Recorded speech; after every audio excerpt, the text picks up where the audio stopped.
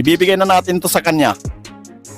So ayun na nga mga kaharap, today is another day na naman po tayo dito sa atin main account. So kung makikita niyo mga par is nandito po tayo ngayon kasi nga po is meron po tayong followers na bibigyan natin ng Buddha dahil nga po sa kanyang support. And siyempre nagawa niya po yung ating mechanics and bilang kapalit lang po is bibigyan po natin siya ng Buddha. Okay, so habang inaantay natin siya mga pre is mag-roll na muna tayo ng fruit.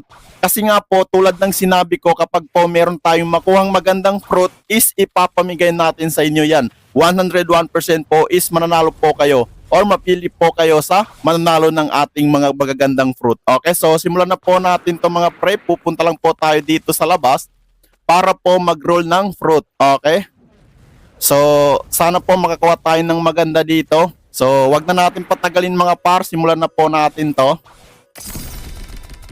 Okay, bigyan mo ako ng maganda. Uy, tiger na sana yun, par. Uy, T-Rex sana, pre. Oh my goodness. Quake pa yung nakuha natin. Pero sa mga hindi nakakalam mga pre, ang Quake is maganda rin po ito gamitin pang farm ng pera or pang grind ng pera. Okay, so i-keep lang muna natin yan. And then, aantayin lang natin yung ating followers na bibigyan natin ng Buddha. Okay? Okay, so antay lang natin siya mga par, okay? Okay, so ito na yata yung followers natin mga pre. So shoutout nga pala sa ating followers na makakatanggap ng Buddha ngayon. Okay, wait lang. Hanapin lang natin kasi medyo nasa baba eh. Wait lang. Ayun.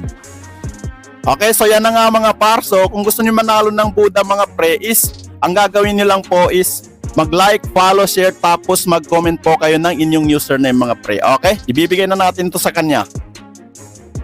Okay, nice one, nice one. Thank you, Dol. Thank you, thank you. Thank you. Thank you for support. You know.